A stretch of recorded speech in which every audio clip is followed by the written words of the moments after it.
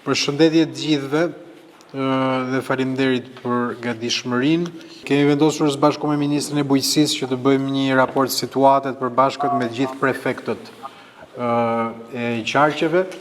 nisur nga situata meteorologjike. Siç e dini, kemi bërë një vlerësim paraprak ditën e shtunë, bëm Komitetin e Emergjencave dhe shpërndam të gjithë hartën e rrezikut në rang vendi, duke përqendruar qoftë forcat, qoftë edhe mjetet në ato zona ku vlerësohesh risku më i madh. Konkretisht, në orët e para të mëngjesit kemi një agravim të situatës në Durrës, në zonën e Kënetës, Spital, po gjithashtu në zonat urbane të qytetit të Durrësit, ku janë realizuar edhe disa ndërhyrje pranë banesave, si kundër dhe kufizuar aksesi në disa shkolla për efekt të situatës të ujrave në mbar qytetin e Durrësit. Nga ana tjetër, jemi në terren me forcat të shtuara, mjete, pompa të gatishmërisë maksimale dhe kapacitetit lartë në zonën e Durrësit sipas kërkesës së prefekturës, dhe drejtori i AKMC-s gjendet aktualisht në terren në Gjadër, ku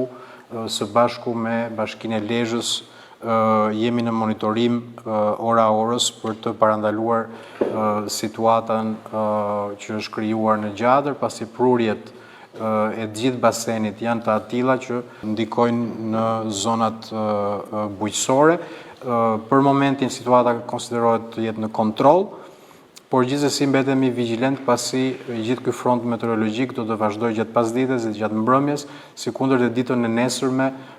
fronti qoftë në veri perëndim, por gjithashtu në jug do të ketë situata ku mund të krijohen problematika. Do doja t'ja kaloja shkurtimisht fjalën Ministrit të Bujqësisë për sa i përket masave që janë marrë dhe do vijojnë të merren, qoftë për sa i përket kanaleve kulluese, argjinaturave. Vlen të theksohet që nuk kemi pasur probleme në argjinatura, nisur edhe nga ndërhyrjet masive që janë bërë në muajt e kaluar, por duhet të mbetemi vigjilentë, siç e thash, ndaj dhe do kemi në gatishmëri mjetet të drejtorive të kullimit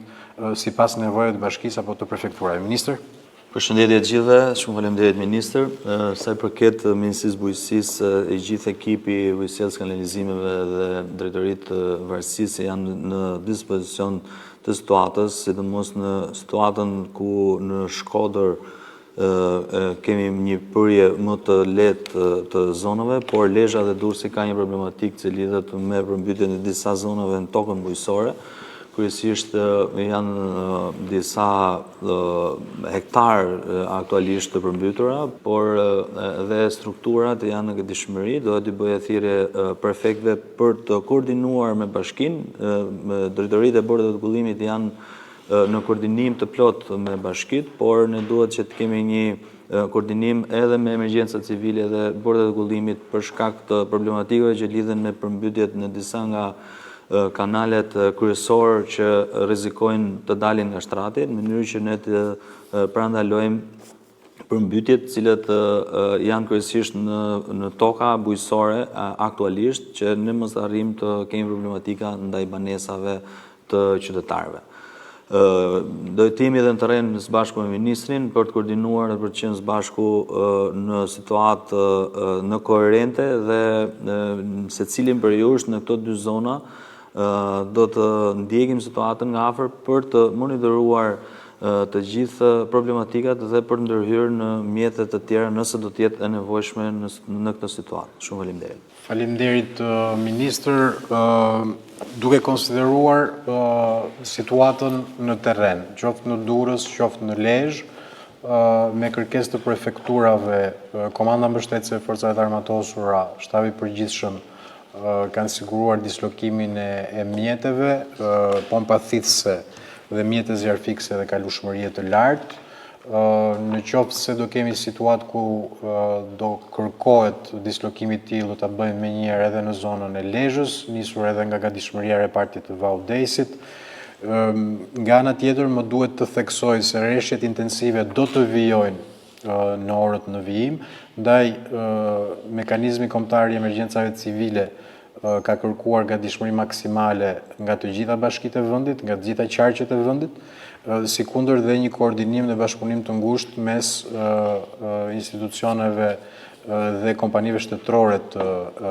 energjisë, OSHE-s ose OST-s për sigurimin e energjisë elektrike. Nga ana tjetër, jemi në një situatë ku po mirë menaxhohet kaskada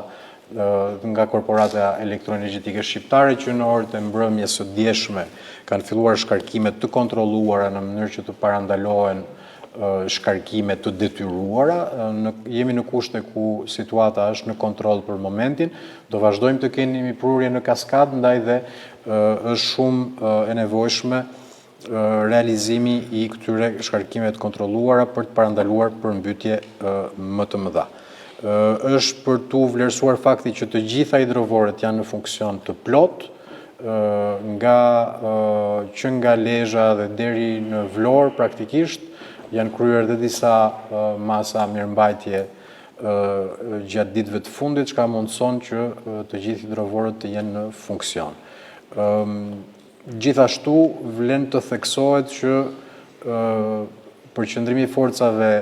në Lezhë, në Gjadër, ku presim edhe rritje të kuotave të lumenjve në orët në vijim, duhet të pasohet edhe me rritje të mjeteve në atë zonë në mënyrë që të jemi pranë banorëve në çdo moment, ndaj dhe i bëj thirrje institucioneve vendore që të njoftojnë në kohë reale të gjitha nevojat, qofshin këto në zona rurale apo dhe në zona urbane. Shërbimi i urgjencës mjekësore dhe policia rrugore janë po ashtu në terren dhe sigurojnë mbarvajtjen qoftë në ndihmes të popullsisë, qoftë edhe në ndihmes të institucioneve që po ndërhyjnë në mbështetje të tyre. Për momentin kemi evakuimin e 10 familjeve në Durrës dhe në Shijak, nga banesa ku janë rrethuar praktikisht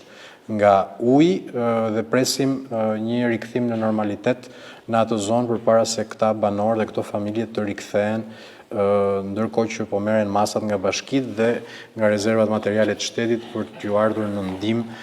gjatë këtyre orëve kritike.